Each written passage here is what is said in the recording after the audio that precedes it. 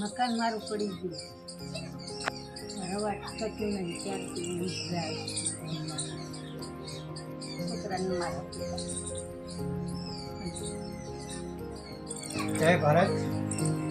આજે અમે વિરમગામ તાલુકાના નભોઈ ગામે એક માજીની મુલાકાત લીધેલી છે, જેમાં કાલે મારે શાહપુરથી મારા ખાસ મિત્ર એવા વિભાભાઈનો ફોન આવ્યો હતો કે એક માજી છે જેને વરસાદના કારણે જે સરકારી આવાસ યોજનાની અંદર જે મકાન બનાવ્યું હતું તે મકાન પડી ગયેલું છે.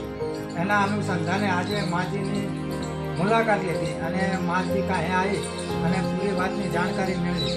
તો માજીને કોઈ આગળ પાછળ છે નહીં, સાવ નિરાધાર છે, વિધવા પણ છે, કોઈ સૈયા છોકરા નથી, જમીન નથી, મિલકત નથી, ગામમાં ઘર નહીં, શ્યામમાં ખેતર નહીં, એ રીતની હાલત છે.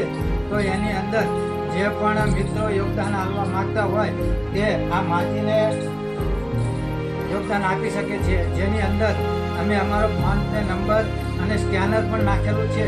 તો તમામ મિત્રોના સાથ સહકારથી જે આપણે નળકાંઠા સેવા ગ્રુપ ચાલી રહ્યું છે એની અંદર જ આ સેવાના કાર્યમાં એક અવિરત કાર્યની અંદર માજીને જેમ બને એમ સહારો આલી.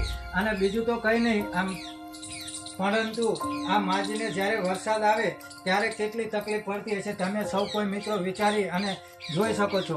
કારણ કે રવા ઘર જ નથી. આ તમે જોઈ શકો છો વરસાદની અંદર વાસણ થાંભળા કઈ રીતે રાંધવાનું બનાવવું, કઈ રીતે રહેતા હશે. તો જે કોઈ મિત્રોને આની અંદર યોગદાન આપવા માગતા હોય એ તમામ મિત્રોને હાથ જોડી નમ્ર વિનંતી છે કે આ માજીની થતી મહેનત કરજો અને આ ઘર બનાવવાની અંદર મદદ કરો, એ જ નમ્ર વિનંતી સાથે. જય હિન્દ, જય ભારત.